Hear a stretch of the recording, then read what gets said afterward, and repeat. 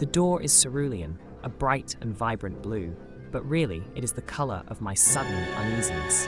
The feeling creeps up me slowly, jumps out at me dauntingly, and I am frozen in it. If the door were a mirror, and how I wish it were as innocent as a mirror, I would see my face reflected back to me, and it would tell me to run. I'm not sure what's more jarring. The fact that this door is a clashing contrast to the rest of the library decor, or the fact that I've never noticed the path we took to get here before. I suppose there are better things to do freshman year than look for the oddities and notice the details inside the university library. Or maybe it's the subtle shift in his gaze that is so jarring, the way his grip on me transforms, and the way his voice now suddenly holds something heavy, concealed behind his hardened whispers. It seems impossible to retreat now, and even if I had the courage to turn and run away, following my screaming gut all the way down the stairs and out the library doors, there is still a part of me that is curious, hopeful, lustful. Wasn't dating a professor supposed to feel dangerous? Wasn't that how it felt just moments ago when he'd pressed me up against the wall of shelved books downstairs and kissed me? And I thought to myself, is there anything more thrilling than this? Wasn't it that same exciting feeling that I felt when he'd whispered into my neck that he had a secret to show me? And I eagerly followed him up the stairs. I had thought it was thrilling before, when we were nothing but flirty eyes and lingering bodies inside an empty lecture hall room, neither of us willing to be the first to say goodbye. He'd chipped away at his desk with his nails while I'd fingered it, tracing circles and pathways across the dark mahogany wood, each stroke a question. What would your skin think of this? Meanwhile, our mouths said frivolous things, silly words about the weather and hometowns and restaurants off campus, things that had nothing to do with anthropology assignments. Between those words, our silences begged the other to stay just a little longer, so we could eventually, maybe, use our mouths for other things. We were testing the waters then, seeing how far we would swim out before turning back. It turned out this professor could swim all the way out to my dorm room, somewhere I'd never seen another professor go.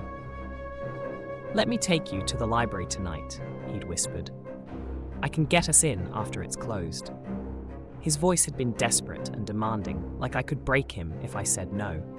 I wanted to savor the power I had over him in that moment, like licking the peanut butter off of a spoon, but there was no chance I would say no. I would have given him my heart on a silver platter right then. I was breathless when I said, "What time?" Hours later, under a hazy orange street lamp, I'd watched his fingers unlock the double doors like a jungle cat eyeing its prey. I wanted to lunge at them, feel them unlocking my body, but even then, just moments ago, I still hadn't been sure, that dangerous, thrilling ripple somewhere within me, undulating like a wave. There is nothing illegal about doing the things we both wanted to do, just a school policy that both of us treated like nothing but a suggestion. When the doors pulled open, the scent of the library engulfed me.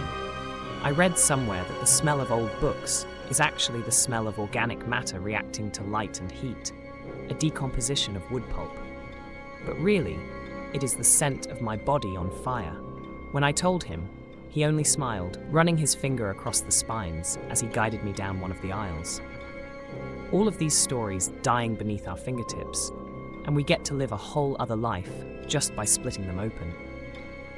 When I'd heard those words, I thought he was a sexy young anthropologic literary genius, and I couldn't believe he'd chosen me. In that moment, I was certain I'd let him split me open and read me like one of those books. But now, there is an edginess to this thrill, a sense of danger that hadn't surfaced yet, a creature rising from the midnight zone. Hairs standing up on the back of my neck, or is that his breath? I feel my bones run cold, like I am standing on a precipice, and if I open that door, I might freefall right into the sky. I've never showed anyone this before. He lies, but I barely register his words, my mind lost in a tumbleweed of disregarded warnings, from my mother, from friends, from school advisories. The university campus newspaper, 3 freshman girls still missing. He wraps his arms around my waist, like we are comfortable lovers now, like the one kiss we shared downstairs turned our student-teacher relationship into something more intimate. I lean into it, still playing the part of the brave girl. I thought I wanted that. I followed him up those stairs wanting just that. There is still a part of me that does. Fear has stolen many of these experiences from me, and I'd promised this year would be different, didn't I? I shouldn't take hold of the doorknob, but I do, and I hear him giggle behind me. It sounds like victory. It sounds like good girl. There's no creak when I turn it. The handle glides smoothly, and I hear it unlatch. In another life, I push the door open, and there is a room with a small round table sitting in the middle. It is adorned with a white cloth and candles, and there is a violinist playing a soft, soothing song. From somewhere, a perfectly prepared steak meal is delivered, and we slice it slowly with our knives while drinking wine and slurring out delectable secrets. In that life, we make love above 1,000 love stories bound in leather and spend years happily together. After I graduate, we get married and have 2 children, Olive and Iris. We grow old together, and tonight becomes a treasured story about the romantic night when we fell in love, a story that belongs in one of those books downstairs.